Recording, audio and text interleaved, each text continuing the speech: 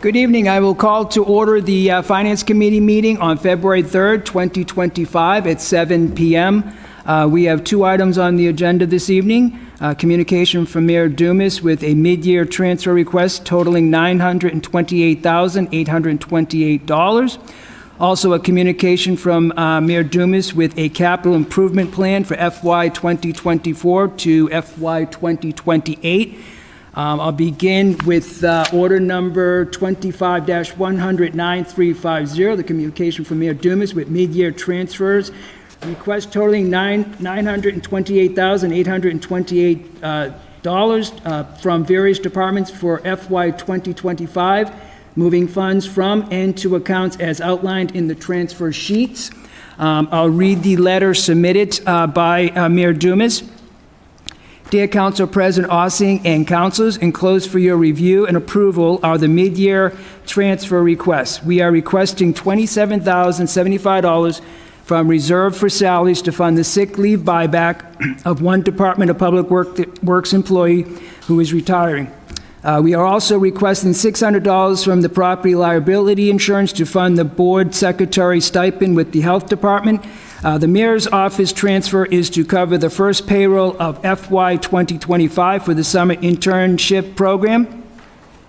The remaining transfers are internal departmental transfers in the following amounts: inspectional services in the amount of $40,000, Department of Public Works in the amount of $791,000, City Solicitor's Office in the amount of $37,000, Fire Department in the amount of $10,000, Assessor's Office in the amount of $17,000, the Mayor's Office in the amount of $6,153. Additional details on these internal transfers can be found with this enclosure. I want to thank all departments for performing their due diligence and finding funds within their budget for these transfers. I would also like to thank City Auditor Diane Smith with her staff for the assistance on these transfers. Each representative department head, City Auditor Diane Smith, and I will be available at a future meeting to discuss. Please do not hesitate to contact me or my office with any questions. J. Christian Dumas, Mayor. With that said, I will begin with the first transfer sheet from the Mayor's Office in the amount of $6,153. If anyone has any questions on that. Councilor Roby. Good evening, Mr. Mayor. Thank you, Mr. Mayor. I'm just curious why salary reserve isn't being used for this, considering its employment and the funds are available. I think the option was just to keep reserve for salaries because of union contracts. Even though you probably budgeted for a full year and we're halfway through the year, there will be money left. Say that again? When we budgeted, I assume you budgeted for the full year. It's now February. For the intern program? So the intern program... No, I mean for contracts. Correct. Well, we didn't know what the union contracts would be regarding for the actual when we settle for the contract, so I think we'd want to utilize as much as we possibly can for reserve for salaries to fund that. Okay. And if I can ask, what credits are you talking about that are available to offset the ability to remove this funds from property liability? Sure. I think Diane can attest to that.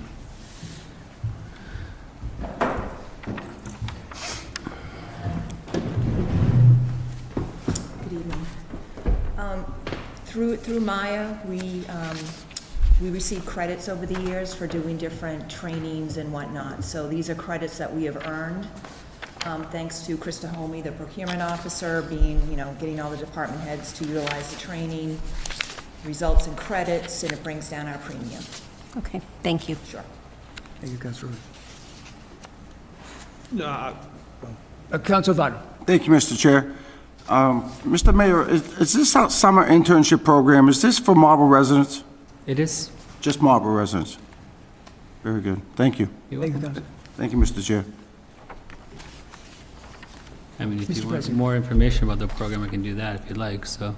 No, I was just going to say, to help Council Roby, the the funding reserve for salaries, doesn't matter when we send the contract, when we settle the contract, it's gonna cover the whole year for their salaries. So that's why you don't wanna have to touch reserve for salaries unless it's a retirement or something that we need funds for at this point. Thank you, Mr. President. Okay, so any further questions? Moving on to the next line item would be from the fire department for the $10,000. See no questions? No questions on that one? Perfect. Moving on to the next line item, which would be from the assessor's office. Any questions in regards to the assessor's office transfer?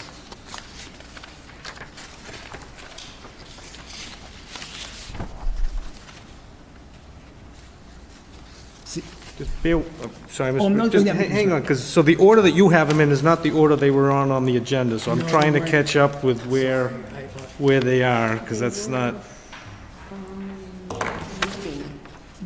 No. From the order from the copy. It's the order from the packet, I believe. Depending on which part you printed from the packet.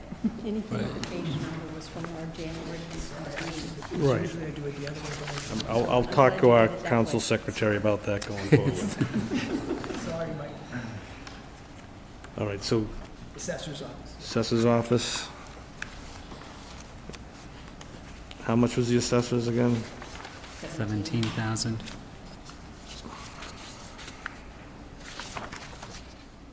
I'm good with the assessors. All set.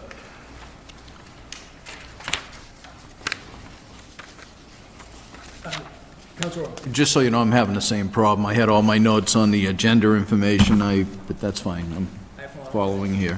The position was vacant, it says. Is that now the senior assessor? It is filled. It is filled. It is filled. Correct. Thank you. Yep. Thank you, Mr. Chair. Thank you, Mr. Mayor. Okay, now moving on to the next one is the mid-year review transfer request from the city auditor, which is to fund the sick leave buyback in the amount of $27,675. Isn't that $75? $27,675, which is also included with $600 for the board secretary commission, Okay. health commission.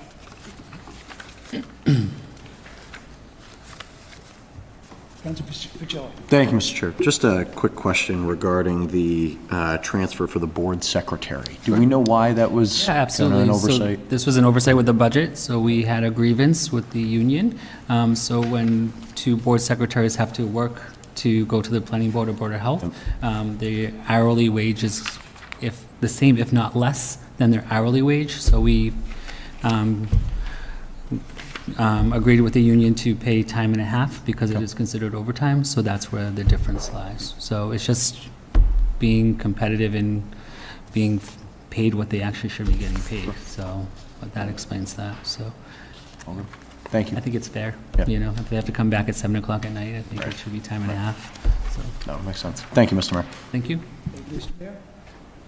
Moving on to the next one is from the legal department with the transfer in the amount of $37,000.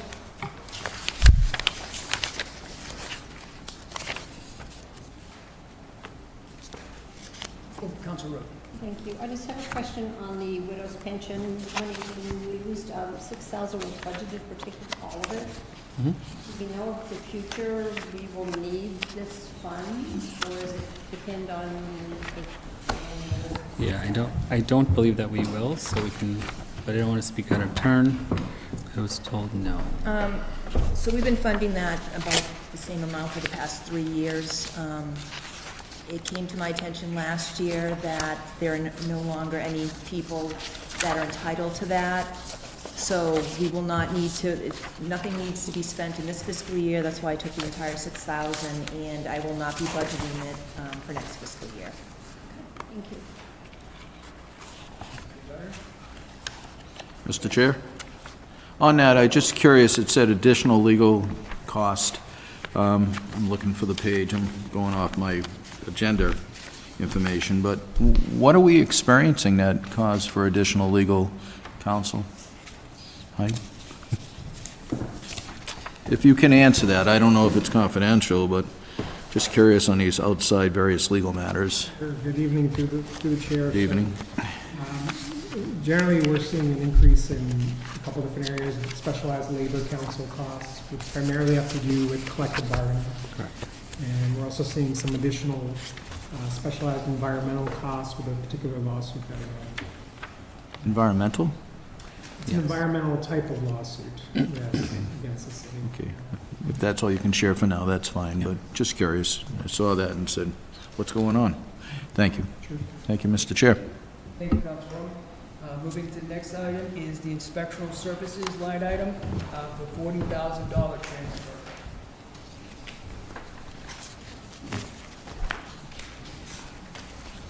Councilor Rhodes. Thank you, Mr. Chair. So this has in it that there's $75,000 available. But when I looked at the February report, since we don't have January's yet, 75,000 is encumbered with nothing left. So what are you unencumbering to free up to use 75,000? Sure, and then if we need Tim, we'll have Tim come up to explain. July 1st, he went under contract with Four Leaf. It's a vendor that he's been using over the years, so he encumbered the entire $75,000. If you look at the year-to-date budget reports, we haven't spent a penny out of those funds. And Tim can elaborate as to why we haven't used them for this year. Good evening, councilors. For this year, we did not use Four Leaf services. They're mainly used for the building side and not for the sub-trades. By statute, I cannot contract electrical and plumbing inspectors through a contract server. They have to be directly hired through the city. The needs for the department were on the electrical and plumbing gas side and not on the building side. So the money wasn't being utilized. I asked Diane, she said it was available to be transferred. We have no outstanding bills with them at this time, but in the spring, we'll probably use them for some code enforcement work. I had a candidate available. He didn't work out, so we're looking for another candidate to help out on that side of it. But there should be sufficient funds remaining in there to take care of that aspect. That professional services is used mainly for overload where we have large projects and where we didn't have the proper staffing to do that review work or do that inspectional work. And so far, we've been able to manage with the staffing that we've had. And we have hopefully a new candidate coming on board to fulfill the inspector position that's still open. So that's the reason for it. So you're asking to use 40,000 of the 75, which does leave you funds if you need it in the spring? Yes. Okay, thank you. You're welcome. Thank you, Mr. President. Oh, you, Councilor Fitzgerald.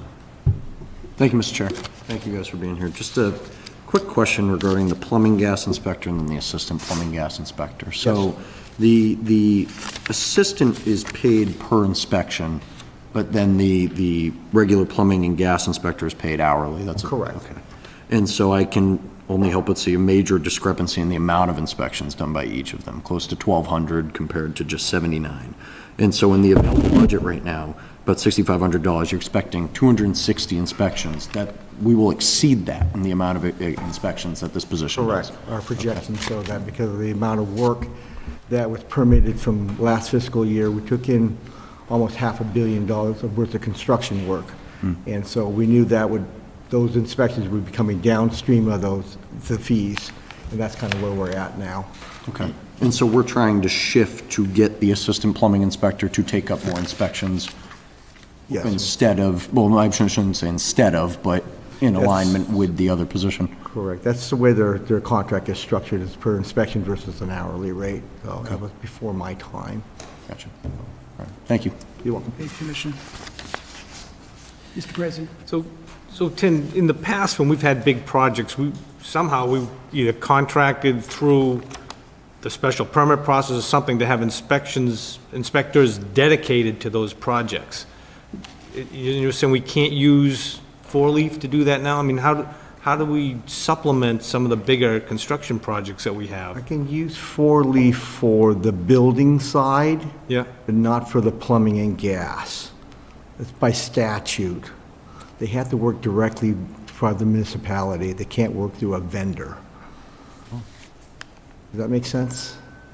well, I'm not sure, I understand it, I'm not Right. sure it makes sense. So in this particular instance, I could have, if the statute allowed me, I would have hired a four-leaf plumber, Yeah, but I can't. It has to be somebody directly employed by the city, whether it's full-time or part-time. well, I'm just curious, because in the past, we used to do that. It's possible. But I don't, before- maybe it was all for the building part, I don't remember, but we, you know, Apex, any big project we had, Yeah. we hired someone dedicated to oversee that project. And we could have done that also. I think, I never used that process. My predecessors did, so I assumed that if we was in that planning process or stage, we could have anticipated it. But, yeah, I didn't realize that we would, how much influx it would be, how many projects we had coming through. Well, one of the things I think we did, we had, as part of the special permits, a set amount of fee dedicated to support Yeah. inspectional services. And the proponent liked it, because then they had a dedicated inspector that they could, you know, they didn't have to wait in line at the Yeah. building department. They had someone that was there all the time helping them out, or getting the inspections completed. I will definitely look into that. Thank you. work process. Thank you, Mr. President Chair? Nelson, that's a good question. Councilor Rome? On the inspections, plumbing and electrical, how are we doing on the revenue side? Are we collecting enough for the $25 per inspection, which seems kind of low, to be honest with you, but curious if we are collecting enough revenue to pay for these inspections, and is there enough capacity at 25 per inspection to attract people into this position? It's very difficult to find help, to be honest, and I'm having an issue with two current assistants now. They're very busy in other jurisdictions, or doing their own so it's hard to get quality people to come in, and I would like to have more than just two, so I have backup that we have, but we're finding it very difficult.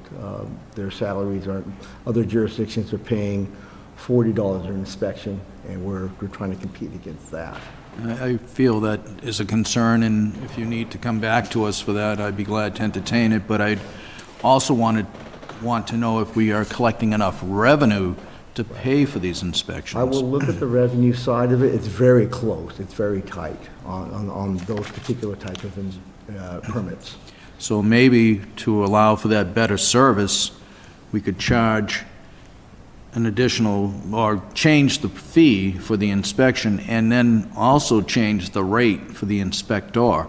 So I think it's a win-win. I'm sure the people out in the commercial and building world don't mind. This is some very limited costs, but I see that maybe as something in the future that you can come I back agree. to It's us. been almost 4 years, I think, since you did the fee structure, so, and cost of everything has gone up, so definitely I'll take a look at that. Thank you very much. You're welcome, sir. Thank you, Mr. Chair.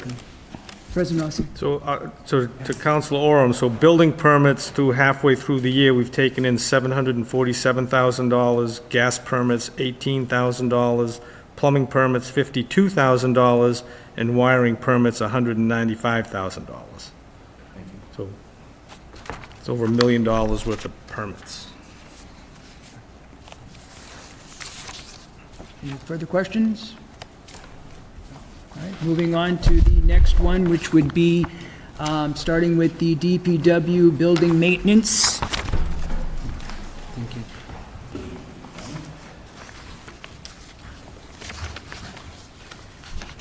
Good evening, Commissioner.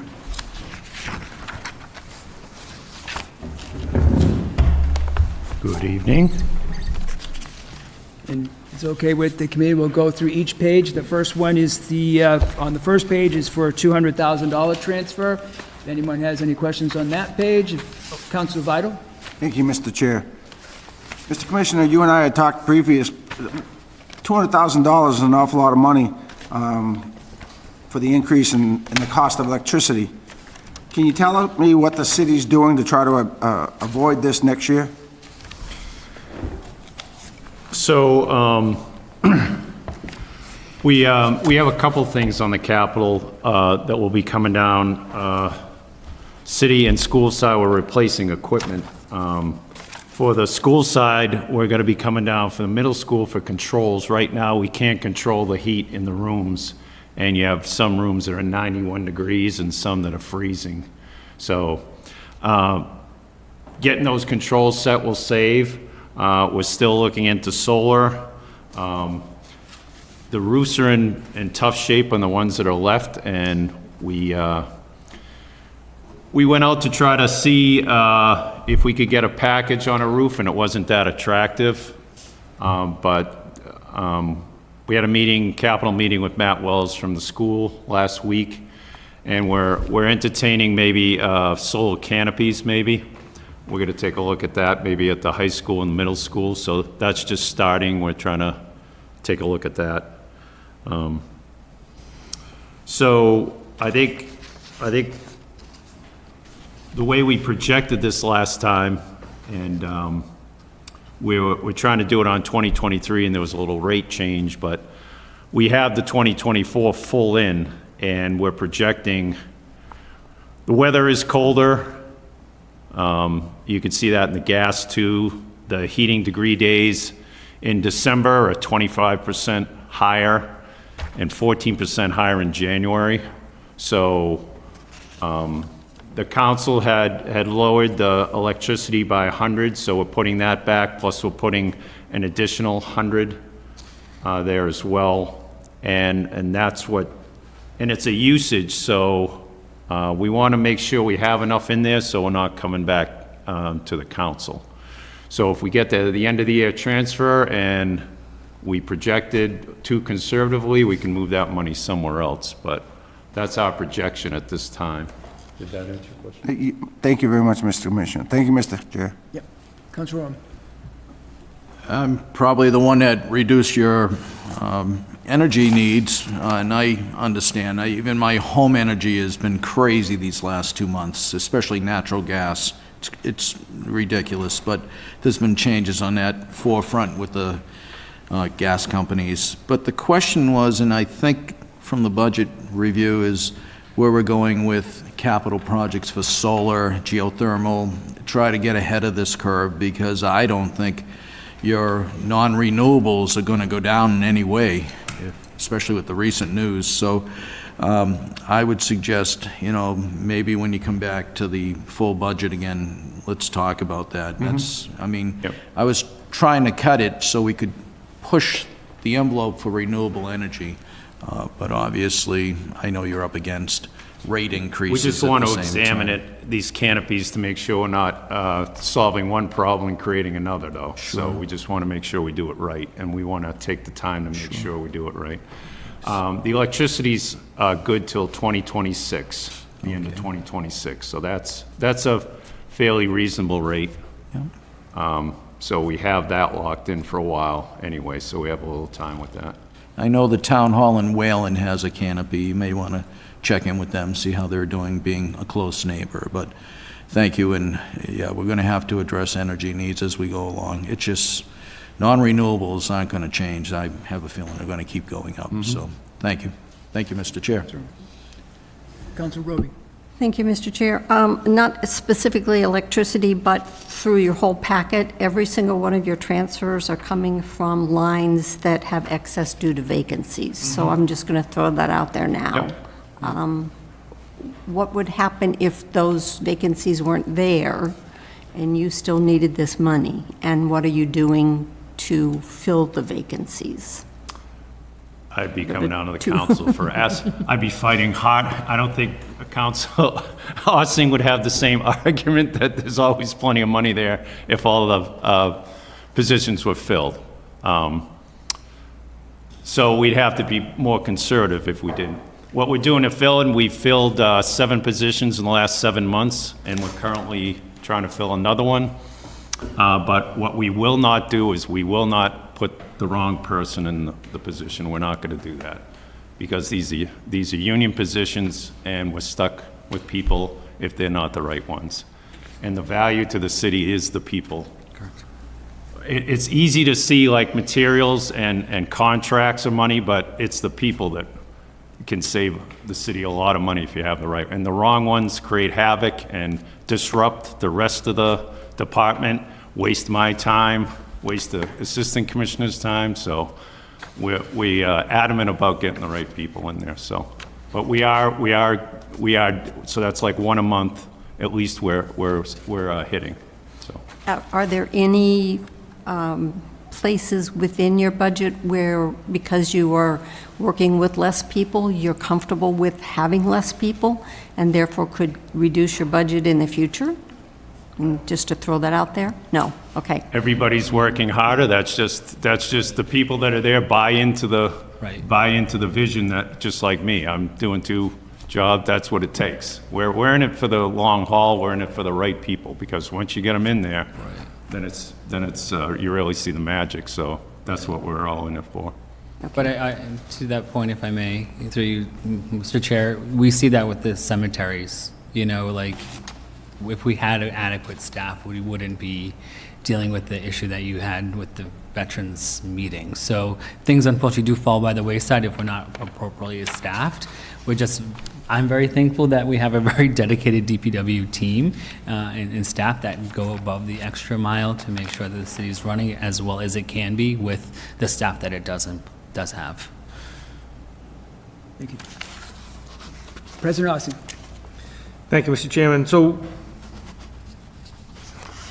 I just want to make sure, so Council Oram, don't ever apologize for reducing the budget.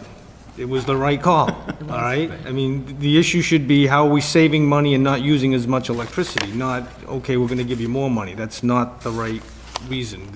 The issue is to live within a budget that we're set. So, and I encourage all the councils, because what you're seeing is in front of you, we're running $765,000 under in salary line items because we can't hire people. Nothing's going to magically happen on July 1st next year that says those are all going to get filled again. And no, Council Roby, they will kick and scream to try to cut the positions. That ain't going to happen. But I know from years on the budget that if you reduce the budget, these transfers that we're making tonight that are moving money within the approved budget, not from free cash, not from a transfer somewhere else, is okay. The budget we set, and go talk to the people that are paying the taxes and ask if they're happy with the tax bill. I mean, if we increase the budget, the tax bills go up higher. So don't ever apologize for cutting the budget. I guess that's my message to you. You made one, someone else made another one, but they were good calls, and we've proven over the years, yes, the commission will come back and ask for more money, but the money is in the budget. It's not money that we're increasing the budget by. So that's a key point I want the councilors to understand. It's very important.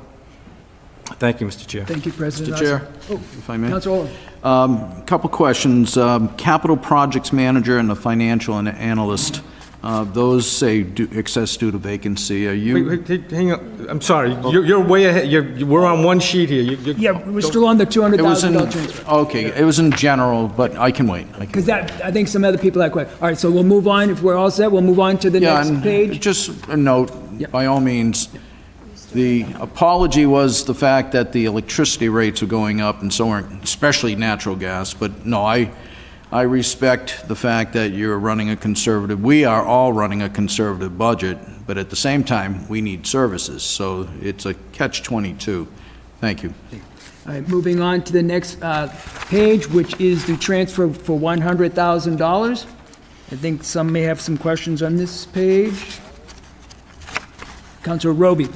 Thank you, Mr. Chair. I am curious about the city engineer position, where you're taking almost $60,000. Do we not have a city engineer? Tom volunteered some money because he saw the need. No, because we had the budget line item in the budget, but remember the salary started on September 1st, so there was extra money for those months in there. Thank you.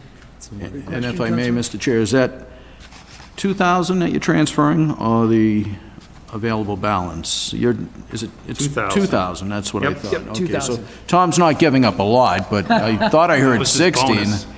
But again, if it works for the budget, that's fine. Thank you. And if I may, Mr. Chair, just want to, DPW Commission is sitting in front of me, and it says excess due to vacancy. 90,000, what's happening there? I hate to ask you about your own job, but you have an amount of 90,500 being transferred. and it says DPW Commissioner, excess due to vacancy. Was that from last year, or That's this year. that's this year? So that's because my position was being paid out of the assistant. Now we switched it over into the other one, Okay. hopefully anticipating me taking the position and someone moving into the assistant. So. Okay. That's fine. I just was concerned for you more than, and the city, but thank you. Thank you, Mr. Chair. Council Vital. Thank you, Mr. Chair. Underneath the org codes, it says increased usage. And is it this increase, is it due to increased usage, or is it due to increase in delivery fees, increase in other costs that they're charging the city? Sure. So our gas contract goes to the end of the year, so it's not, last year it changed, but it was locked in for a year. We'll be probably looking this month to see if we can extend that, to see if the rates go down, or there's a favorable rate maybe to go for the next year, but that's not due to the rate. The rate is set. This is usage. So we're seeing December was 25%. The heating degree days was 25% more than last year, and January is 14% more than last year. So we don't know what's going to happen in February, and what's in the accounting now does not have January's invoices in it yet. That's just December's. So January was colder and uses more heat, so does February. So we're projecting the usage higher this year, not the rate. Just one more question, Mr. Commissioner. Are most of our facilities using efficient boilers? Like, I get all these cards in my mail saying, you update your boiler and save this and save that. How are we, as far as a city, doing as far as having efficient boilers? As we replace them, we replace them with better boilers, like the Walker building. That one got delayed a bit, but that's almost done now. So those are higher efficiency, but we don't go around, we don't have a plan to replace them like a preventive maintenance. As they go down, that's when we come down and ask for it. So, I mean, I don't think So many of our boilers are outdated as far as efficiency is concerned? Yes. Thank you. Thank you, Mr. Chair. Council Chilla. Thank you, Mr. Chair. Thank you, Mr. Commissioner. Just a quick question regarding usage. Like you said, most of us are working through auditor's reports through the end of December. So I see that we've only expended 12.5% of this light item, and I can't help but, light bulb kind of goes off. So wow, that's pretty low compared to what I would have expected. But when is that peak usage season? Because in my mind, it's November to February, but it sounds like it's December towards March. I mean, when is our peak December usage? towards March. Yeah. So in my house, we don't put the heat on until after Thanksgiving, so I Gotcha. don't know about anybody else, but you don't count those months. Sounds good. And so the city operates on Put a on a similar... sweater, put on socks. Sounds good. No, just keeping that in mind, I mean, I still think, based on what I'm seeing, it seems like we're still going to be under, but I can understand the need, so appreciate it. If it keeps going the way it is, so again, it's a usage, much like traffic, you can't predict. Right. So we want to make sure, at this point, I have to park enough money there. Now, we still have the end of the year transfer. If for some reason that's there, I can move it later, but I want to make sure I have enough money in those usage accounts. And sometimes money can turn back into the general fund. I have to keep enough in there for the final invoice. You're never sure what the final invoice is going to be either, so. Right. And that I totally It understand. carries so- over into the next year. Yep. Sounds good. Thank you. Good question, Councilor Fichella.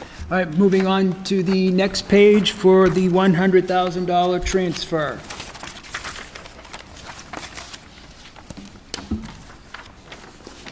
This is, Counselor. thank you, Mr. Chair. This is where I jumped to. yes. Sorry about That's that.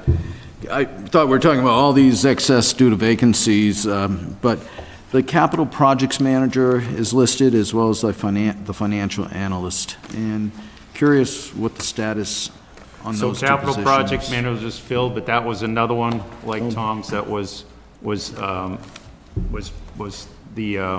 started in September. Okay, Financial analyst was vacant and then was filled part of the way through. it is, Phil? Yep. Okay. Thank you. That's pretty much it, just curious on those two. I don't know how you're running a department, though, with all these vacancies, but, you know, I agree with you. At the same time, you want quality employees, so I understand your theory And I as should well. tell you, those two positions are very highly qualified, and it it pays off dividends in the future. Well, and hopefully the financial analyst can help you on the energy needs and maybe looking at a capital plan for equipment that may not be in failure but are not efficient. I hope we get to that point. We will be. Thank you. Thank you, Mr. Chair. All right, moving on to the next transfer page of $100,000.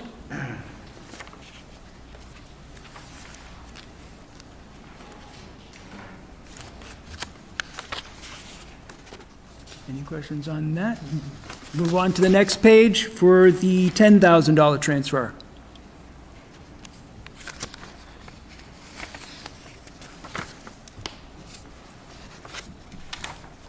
Fine, then we will be moving on to the next page for the $24,000 transfer.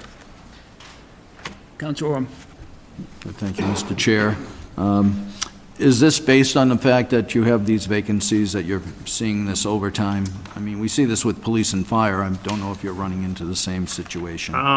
This is one of the items we have put in for the budget. We have an on-call there because of the treatment plants, and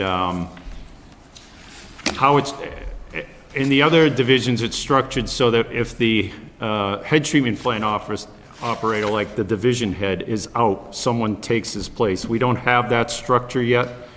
That's probably something we'd be looking at in the future. So it's a lot of stress. I'd invite councilors down to take a tour of the treatment plants if you so desire. Chris LaFrenne would be more than happy to walk you through. It's a very stressful. It's like an organic living organism that you have to.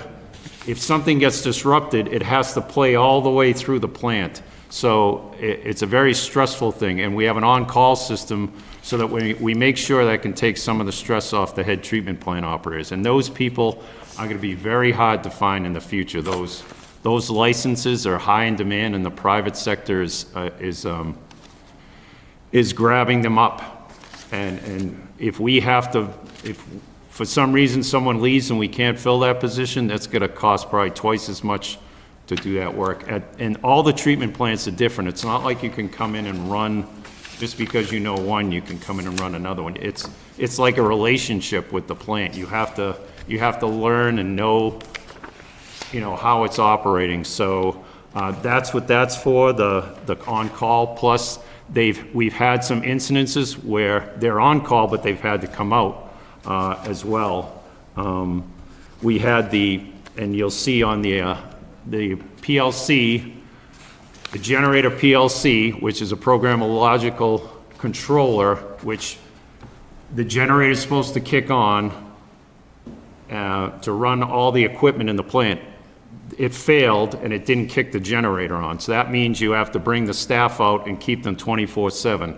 So if that doesn't happen, we're in trouble. We're polluting the river. So we had that emergency. That's what one of the transfers, and that's kind of why we need that system, so we can jump on that. We had a problem with the generator, the other generator, a few months back as well. So we're going to be trying to look at getting a generator contract to get preventive maintenance for those, because we can't have that happening. So that's why there's overtime in those accounts, and we know we're going to be getting that. So we are going to be putting that in the budget next year. We feel that's important, so. Yeah, and I can respect what you're saying about wastewater operators. They're also small wastewater operators are in demand. And I'll take you up on that offer when it's a little bit after winter. Thank you. Thank you, Mr. Chair. Councilor. So no further questions on that. We'll move on to the next transfer page of $149,000, and that does include the PLC generator replacement that the commission was talking about.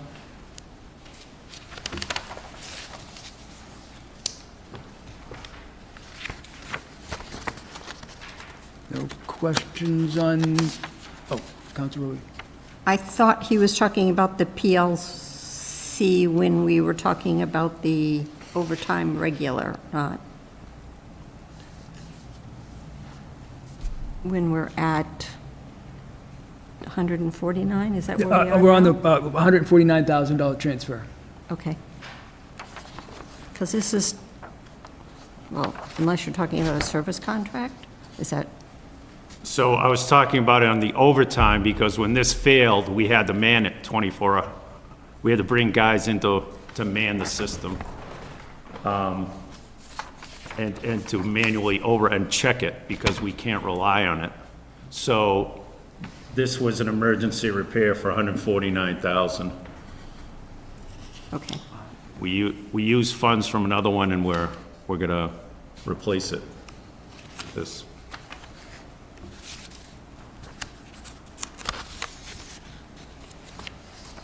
That answer your question, Council? Yes, Okay, thank you. Thank you. Okay, then moving on to the next transfer page for $14,000. Any questions on that page? Moving on to the next page is a transfer request for $94,000. If I may, Mr. Chair. Councilor Orm? If you could just explain on the pumping station, the need for the funds for the two pumping stations. One's 80,000, the other one's 14,000. What is it actually So that's paying 94 if you, at the cover sheet. total? The revised cover sheet, I gave more detail there, the one that was dated January. So that was for the, we had another failure at the Concord Road pump station generator. We had to replace that. Okay. So that was 94,000. Thank you. Thank you, Councilor Orm. That concludes with the DPW of the $791,000 transfers. If no further questions, I will entertain a, Councilor Vital. I'd like to make a motion to accept the transfer. Motion is been made and seconded to approve order number 25-100-9350, mid-year transfer request totaling the amount of $928,828 from various departments for FY 2025, moving funds from and to accounts as outlined in the transfer sheets. Any further discussion? Seeing none, all in favor? Carries 4-0. Good job, Finance. Thank you, Commissioner. Thank you, Mr. Mayor. Thank you, Are gentlemen. we ready to adjourn, Mr. Chair? No, one more item. One more, okay. So now, next up is order number 24-100-9191, communication from Mayor Dumas with a capital improvement plan for FY '24 to FY 2028.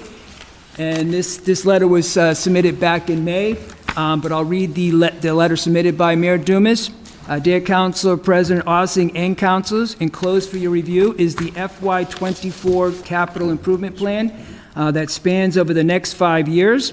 As you know, this plan is simply a forecast for anticipated needs and is subject to change each year as projects, needs, and available funding change.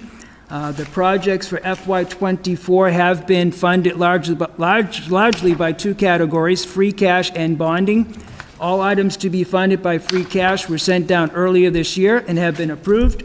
All items to be bonded for FY '24 are within the capital bond request sent to the City Council on Thursday, May 29th, totaling $10,270,000. I would like to thank Comptroller Williams, Auditor Smith, and all departments who were involved in putting together this plan. Prioritizing our capital needs means making tough decisions. However, I'm proud to say Marlborough is in a strong financial position to continue making those investments. Please do not hesitate to reach out with any questions you may have. Sincerely, J. Christian Dumas, Mayor. Good evening, Mr. Mayor, again. I'm thinking we may have quite a few questions on sending this capital improvement plan down. I know it was certainly anticipated that some councils wanted to see this, so I will open that up to the Finance Committee. Any questions? If none, I'll open up to any council. President Austin. Thank you, Mr. Chairman. So, councilors, the reason we look at this, so it comes down in last May, so we got a free cash transfer for 2.7 million. We saw the bond package for 10.7 million, and the ask, or the wish list had, if you read the capital improvement plan, was over $17 million. So it's important at this point in time of the budget process or capital planning process to look and see how we did and then what to expect. So you have in front of you an email that I had sent to the mayor asking, based on my review, I wanted to make sure what was and wasn't funded. It's hard to do in this kind of setting, but if you look at the 3 pages of the capital plan and just focus on fiscal year 2024, I went through each one to see which one was either funded or not funded, and then asked why. So I'm just going to go through my email real quick. So if you remember the discussion on Hildreth and Ward Parks, that was a $1 million bond. You remember that discussion evolved. Ultimately, what we did was we moved a free cash transfer of $858,000. We did not bond the $1 million, so we funded the upgrade to Hildreth, and we did not do Ward Park. Ward Park will be, I anticipate, coming in the fiscal year 25 capital plan. All right? The dog park, there was an ask for $150,000. We had funded through ARPA $150,000, so I was just asking, is there money needed or required to finish the dog park? And the response was no. All right, so the dog park was funded with ARPA, and then whatever funds the mayor and the commissioner use out of the Parks and Rec Fund. So items that I couldn't find or that weren't funded per council, either through the $2.7 million in free cash or the $10.2 million in bonds, are the following. The police department parking lot. So the commissioner provided information that says, yes, they had earmarked funds to use it. So my understanding with those funds, that doesn't need anything from a council approval standpoint. And we're gonna get a paved parking lot for the police department. The William Street Playground, there was a request for $168,000. Never came to us, which is fine. They've got the parks revolving account. You should see it when you look to update, when they give us the update of the Parks and Rec revolving fund in June. You should see a line item that they upgraded the playground, but you will note, if you look at the playground list and you have questions you can ask, $168,000 was this year, there's another $200,000 for next year, at least in the plan. So All at Williams, excuse me. if you're asking me, I don't know, you have to ask the mayor or the commissioner. I don't know the answer to that question. Sorry, Mr. Chair. Is that Didn't hear the question. 168 is Williams, and then there's an additional 200 also for Williams, so it's a 368, but, yeah, 368,000 playground? Yeah, so this is to replace the whole playground at Williams Ball Field, correct? So this was part of it, this was the equipment. And then we have an additional amount of money for the labor, and then the DPW will be prepping the site to save money. And this is going in between the two ballparks? Correct. We had to dismantle the other one because it wasn't safe. This one will be like of the caliber you see in Marlboro. It will be much better than what was there. Very good. And it will have the surface like you see at Good Now, the handicap surface. Thank you. Thank you, Mr. Chair. Thank you, Council. Thank you, Mr. President. Okay, so continuing down, so Jorick generator, $250,000, that wasn't funded. The Whitcomb controls for $500,000, that wasn't funded. Lights and signs at the high school, that wasn't funded. Energy efficiency, that wasn't funded. $300,000 sewer main improvement east, so they used the water infrastructure revolving account for that. Then both the east and west wastewater treatment plants, we had $800,000 in each of those, and they've used about $400,000 for each of those. So I bring that up because when you're going to see the fiscal year 25 to 29 plan, some of these items may and may not move forward depending on what the need is by the mayor and not just Ted, but the other departments, right? So that's why it's important to look ahead. one thing that was glaring when I looked at this and asked the mayor about is Richer School, all right? Minor detail, it might be a little bit of money that we have to set aside. It's not in the capital plan. It should be. So the mayor's assured me that when we see the fiscal year '25 plan, we're gonna see where he forecasts funding for Richer School. Similarly, those of you interested in the fire station, you'll see that fiscal year '25 and '26 are funding for a fire station. All right, so it'll be interesting to see what the fiscal year '25 plan shows for funding for the fire station. And then I asked the mayor, when do we expect to see this fiscal year '25-'29 plan? And so, yes, it's going to be updated, and hopefully we'll see it before the capital request comes down. So if there's any changes we want to make, we can provide that insight from the council to the mayor and the department heads as well. So again, the purpose of it is to look at the plan, how did we do? You know, what did we get done? What didn't we get done? How did we fund the items? And then look at what's going forward. If you want to go through 5, 6, 7, and 8, you can, but that, to me, that's going to be our discussion when the capital plan comes down. And I'm sure it's early springtime, late springtime timeframe. That's all I had. So if everybody's good, that should just be a motion, accept and place on file. Thank you, Mr. President. President Using. Motion to accept and... Council Fitzgerald. Thank you, Mr. Chair, I appreciate it, and I'm happy to, with that motion, happy to go forward with it. Just a quick question.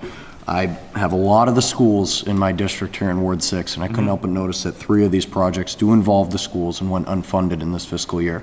So, just wondering kind of what was the thought process behind that? Why did these projects not get funded? And is there anything that we should be concerned about with these 3 projects at the schools? So much like we've had kind of a revolving door there with the finance person at the school, we're on our 3rd here. So Doug Diaz had ways of, and worked with us, and we would put stuff on there and he'd find money for it. Last year we had this on there, but it was a tough year, so they didn't have the money. Some of these, knowing that now that the school may not have the money for these, we're gonna have to put them forward, especially, so the generator, these are important for, not only for the school, but for facilities as well. The generator at Jorick, the Whitcomb controls was the energy savings that I spoke about, and the lights and signs are emergency. Right now, we're kind of jury-rigging the sign. It's really needs to happen fairly soon. And the energy efficiency is stuff we put together. We get grants for it, but if the grants aren't there, we always want to try to spend at least $200,000 a year on that. A lot of times, we can get grants on that, but if we don't, we still want to be able to spend that money on improving the energy efficiency. So we will be coming back with these. No, it's great. I appreciate that, and good to know. I just want to make sure we're on top of it. So I appreciate everything and appreciate your assistance. So thank you, Mr. Chair. You're welcome. Council Doucette. Thank you very much, Mr. Chair. So as far as the energy efficiency, what is the type of savings that you're looking at getting? Is this insulation, or is it maintenance of heating systems? Like, what specifically the energy efficiency stuff you're doing? Really, we work with a consultant, and we work through, like, if it's Kane School, changing the heating or anything like that. Certain grants are better for certain things, so we work with him. Nothing particular in mind. Dan Jackson knows, and has quite a bit of stuff to choose from, and they kind of meet, and Priscilla works with it as well to try to figure out what's the best fit for the grant money. Do we keep track of what the return on investment is with these investments? What the savings are. We're doing the energy efficiency, what's the savings coming out the other end? Yeah, I don't think we have an exact number on that, because it's hard to quantify. Okay. Much like you change a furnace and it's more efficient, are you getting that efficiency? Do you see that on your bills? Well, you It's kind should. of tough to... But then the next year is colder, so do you know if Right, it's? you get into degree days and all that. So- That's true, but yeah, no, I'd be curious to see what sort of results.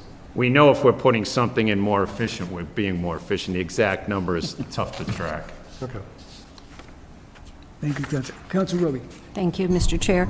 I know it's also tough to track when prices keep increasing. I know we put in a more efficient furnace in our home, but we're not really seeing a lot of savings with the cost of gas rising on an annual basis. I just want to throw out there my concern, being on the Richer School Building Committee, that I don't know if we're going to know the cost for you to input this in the fiscal year '25 capital. And there's the potential that it would be both Richer and Kane if we go with option 2 that will be discussed as we hire a designer soon. So just be aware that, I think, excuse me if I through you, Mr. Chair, a number needs to be added somewhere, so I don't want to lose focus and not have something not on the capital improvement plan. I mean, the fire station number was just continued over and over and over again. I think those costs probably are going to be a lot higher than that as well, so we'll just do our due diligence and make the best educated guess that we can possibly, as long as it's still represented, so we have a general idea that that project is forthcoming, just for transparency purposes. But I think if it's not on the list, I think we wouldn't be doing the proper justice. okay? I mean, as long as you all understand that these numbers will change and shift, so, but I think we need to put it on the list. Thank you, Council Roby, for putting that out there. No further discussion, I will entertain a motion. Thank you, Council Mr. Chair. Chair. Motion to accept and file. Apologies, Council. Motion's been made and seconded to accept and place on file order number 24-100-9191, communication from Mayor Dumas with the capital improvement plan for FY '24 to FY '28. Any further discussion? Seeing none, all in favor? It carries 4-0. Thank you, everyone. Entertain a motion to adjourn. Motion has been made and seconded to adjourn. All in favor? It carries. We are adjourned.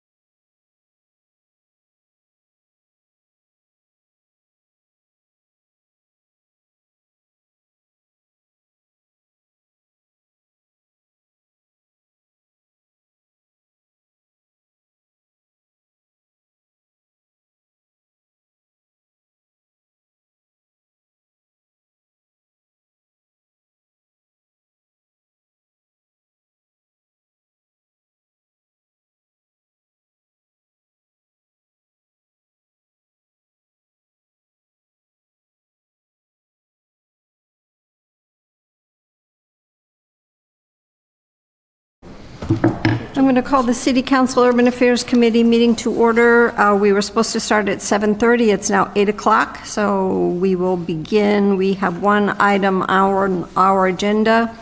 Order number 24-109-305, a communication from Justin Millay, trustee on behalf of One Maple Terrace Real Estate Trust. Proposed zoning map amendment to include One Maple Terrace identified as map 70, parcel 24 in the Marlboro Village District. It's currently located in the Residence RC zone. Committee members absent this evening are Councilor Navin and Lander, so there will only be three of us, myself, Councilor Doucette, and Councilor Preciado, officially voting on this, with the other councilors certainly here to ask questions and give input. Committee members and the council were sent the minutes of the public hearing that was held on December 16th. We also received, I forgot to open up my computer, the communication from the planning board with their recommendation. Open my computer. Dear Council President Michael Ossing, regarding Council Order 24-109-305, at its regularly scheduled meeting on January 27th, the board took the following action regarding the above referenced council order. On a motion by Mr. LaVenture, seconded by Dr. Finby, the board voted to send a negative recommendation to the City Council on the above referenced proposed zoning amendment. Yea, Finby, Fortin, Hughes, LaVenture, and Russ, and nays 0. The motion carried 5-0. The board focused on the proposed zoning amendment and not the developer's preliminary concept on how the parcel would be developed, and provided the following reasons in reaching its recommendation.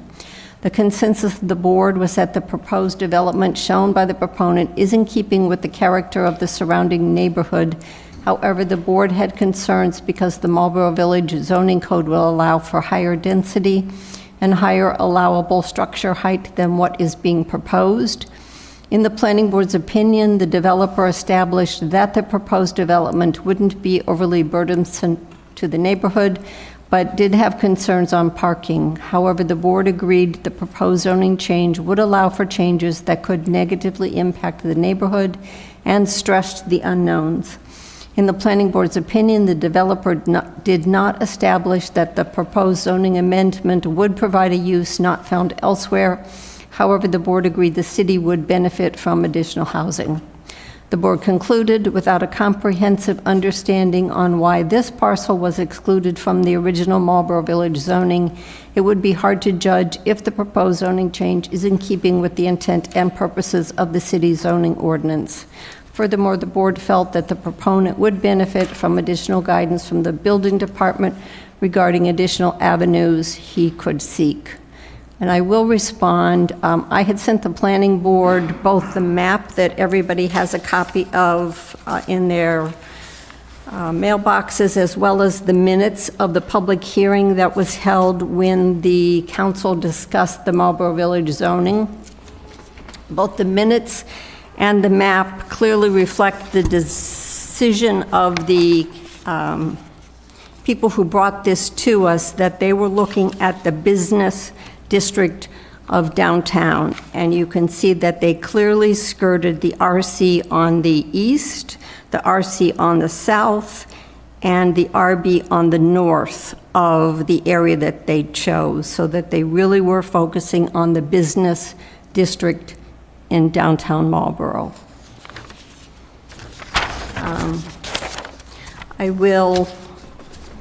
If the petitioner would like to come to the well, he's certainly welcome. If he has any comments, I will let him offer those now. Otherwise, I'll open this up for questions, comments from the committee.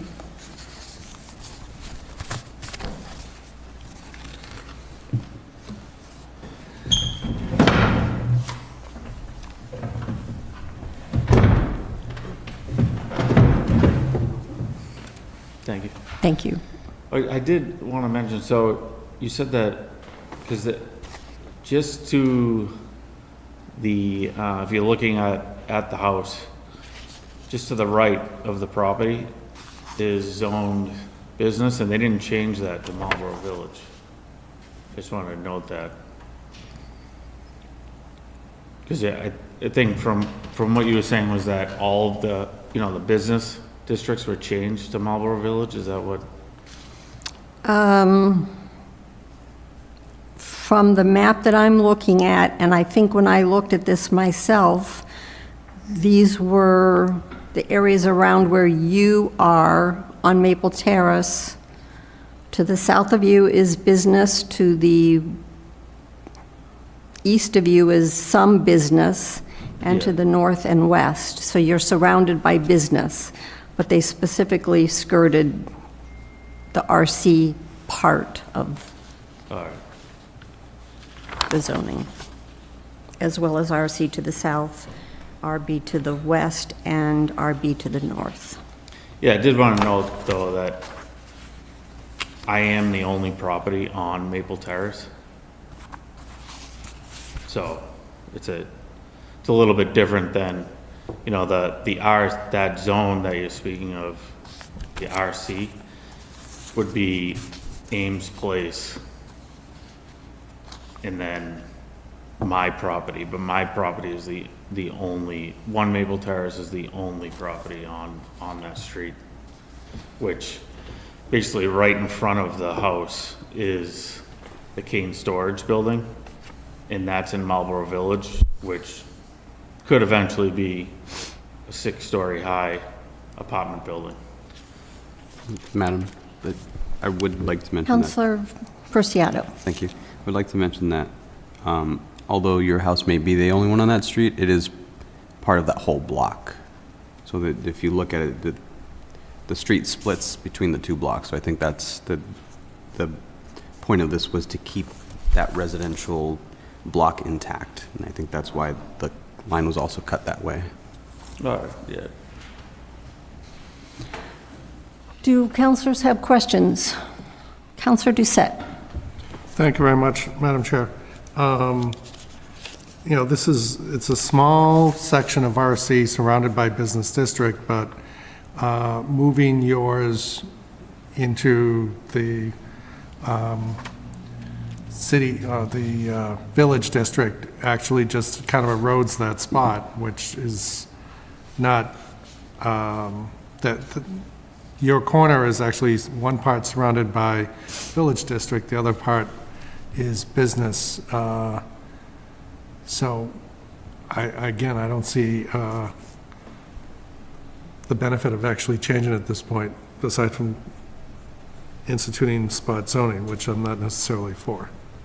I don't want to change the zoning of just one lot for the sake of changing for one lot.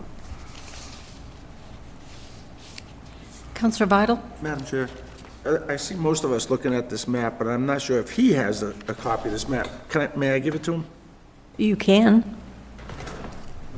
Just so as we're referencing a map, it's hard for me to... Thank you. Thank you.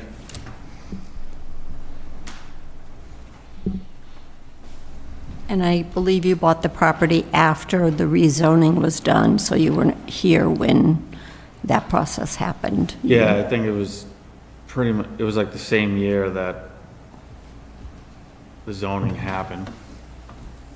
I bought it in November, though, of 2014, so I think that rezoning must have happened earlier in the year. The public hearing was in October of 14. October, yeah.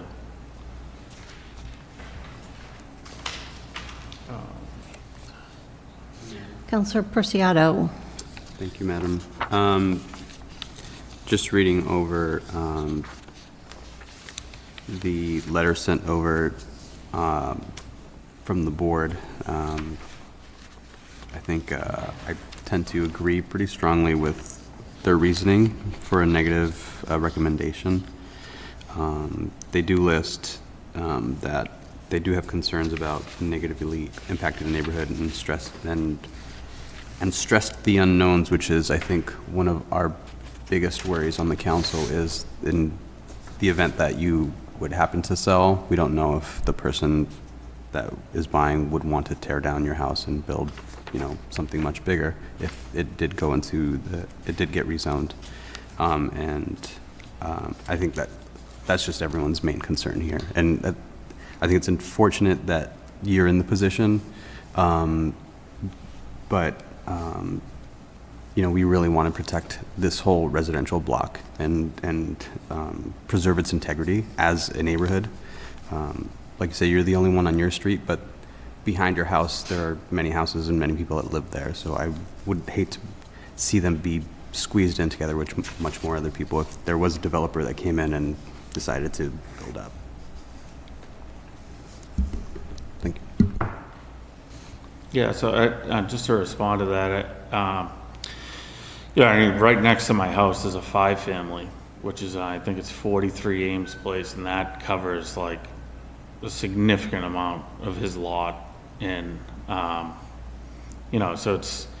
it's just that my lot is very underutilized, and by being included into the zone, I wrote in a letter that I submitted to the council that I don't know if it's possible, but if I could be held to what I want to do, I would be open for that, to build a 3-family house with, and to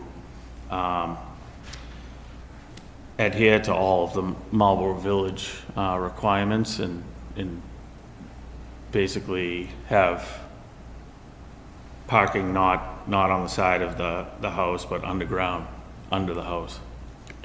And I don't know if that's something that, And I can only speak for myself, but I think I'm pretty comfortable with the rest of the council agreeing that this is our dilemma every time we have a zoning change, because we have to vote on the zoning change first, and it's typically part and parcel with what a developer wants to do, but there's no guarantee that that's what will happen, and there's nothing we can do to make you do what you say you're going to do, or for you to sell the property and turn it into somebody else putting a hotel there. So we need to really look at this as the city in totality when we do zoning changes, and really look seriously on the impact. And I know this is a small parcel, but it still is a big decision for the council, and I don't know if anybody else has other feelings. Councilor Preciado? I did also have another question for you, Councilwoman. Is there a way to potentially add more units through a special permit without rezoning? I'm sorry, is there what? A way to add more units through special permit for this residence instead of rezoning? You have a special permit now, or is it just an existing structure? Because existing, non-conforming. Non-conforming. No, I think it is conform. I'd have to, don't hold me to that, but, And is it a single family off the top of my head? No, it's 3 family. It's a current 3. I don't Yeah. know that you can go more than 3 family in RC off the top of my head, but I did not, I don't know if I even made that note on my little cheat sheet. I think there were some suggestions about it that I had noted at the last meeting, maybe seeking a special permit, but I don't know if you went and did any research on that, and if you yeah, were so I mean, able to. I know that I would be able to apply for a special permit, I'm pretty sure. I didn't do a lot of research into that. It's a lot, I mean, I would be back here in front of the council,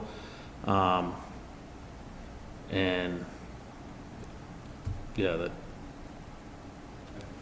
I think the zoning change is a much bigger decision, I think, than just approving or a special permit. So I think that's my reasoning for maybe seeking an alternate route. I think Councilor Austin has some information. In an RC zone, there's an 04, I'll read it to you, multifamily dwelling. One structure and multiple structures consisting of a multifamily dwelling containing 3 or more dwelling units on a single lot, provided the lot meets all the requirements of Article 7 and in addition has landscape area to meet all the requirements of 650, 18A, 9E. The above provisions shall not apply to mixed-use developments of home what's in the multiple district, so obviously this isn't in the multiple district, so I don't know what Article 7 is, I haven't spent my time playing with that, it was 650, 18, and A, 90. But, right, as long as he meets the landscaping requirements, it appears in the RC, you have to come back here for a special permit. Now, why would that be more beneficial? If he can come up with a special permit, that alleviates everyone's concern of this becoming a 10-story high-rise building all over downtown Village District if the applicant will leave and sell it to someone else. So, I can't do the work for you, you'd have to look to see if you could, if you meet the criteria from a special permit standpoint. I don't know. And I can read you, because I did look up 650-18A9E. There shall be a landscaped area provided equal to the greatest single-floor area of a building or equal to the sum total of the greatest single-floor area of all the principal buildings. The landscaped area shall meet the following requirements. At least 75% of the landscape area has a grade of less than 8%. The width of such landscaped area shall average at least 40 feet and in no case shall be less than 30. And the landscaped area shall be designed for recreational uses for residents. So I did not mark what Article 7 was, but I would suggest you have someone come in and look at your property to make sure that you meet the landscaping part of this before you go to a lot of work on doing a special permit. But that is an option if you meet those things. Yeah, what was that, the art, that, This is listed in the table of uses. yeah, And then if you look up RC and go down through, it will then tell you,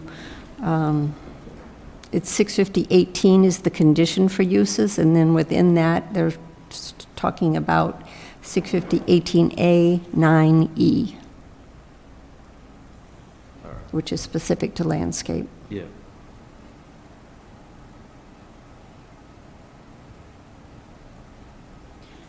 Any other questions? Councilor Oram?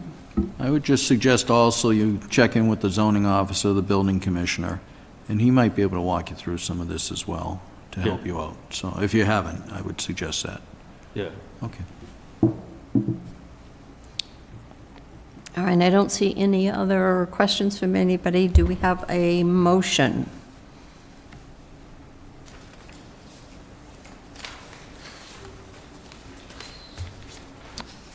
Madam Chair? Councilor Doucette? If the person is willing to look into special permit, at the end of the day, would he be pulling this without prejudice if he wants to go forward with that?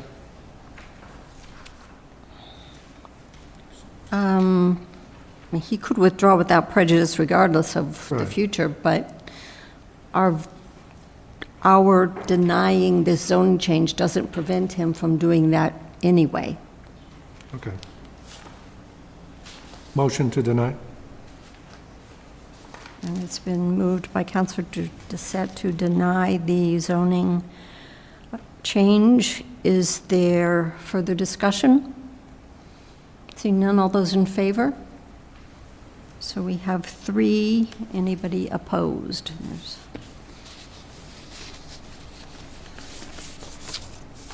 All right, I will report this out at the next city council meeting.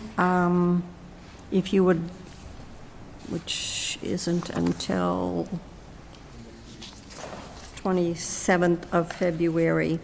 And then we have a meeting on March 10th. If you are